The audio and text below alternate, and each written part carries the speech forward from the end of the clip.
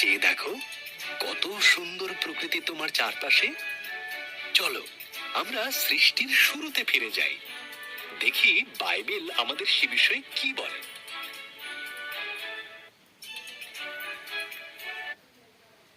সৃষ্টির শুরুতে ঈশ্বর আকাশমণ্ডল ও পৃথিবী তৈরি করলেন। ঈশ্বর অন্ধকারকে বললেন, আলো হোক। এই আলোকে তিনি নাম দিলেন দিন, আর অন্ধকারকে নাম দিলেন রাত্রি। প্রথম দিন শেষ হলো। এরপর ঈশ্বর উপরের জল থেকে নিচের জলকে আলাদা করে ফাঁকা জায়গা তৈরি করলেন, যার নাম দিলেন আকাশ। দ্বিতীয় দিন শেষ হলো। ঈশ্বর সমস্ত জল একত্র করলেন, এর ফলে শুকনো জায়গা দেখা দিল। তিনি শুকনো জায়গার নাম দিলেন ভূমি, আর জমা জলের নাম দিলেন সমুদ্র।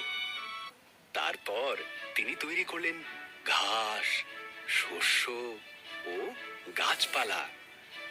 তৃতীয় দিন শেষ হলো। এরপর ঈশ্বর আকাশে বিভিন্ন আলো তৈরি করলেন, দিনের জন্য সূর্যকে আর রাতের জন্য চাঁদ ও তারাদের তৈরি করলেন। চতুর্থ দিন শেষ হলো।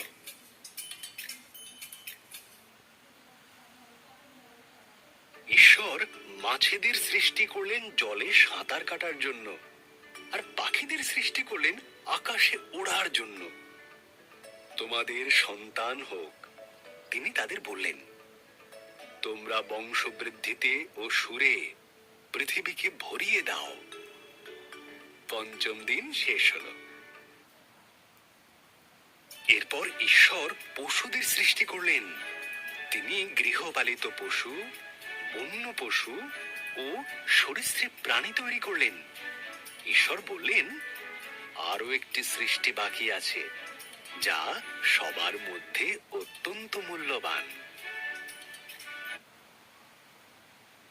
তাই তিনি নিজের মতন করে পুরুষ ও নারী সৃষ্টি করলেন।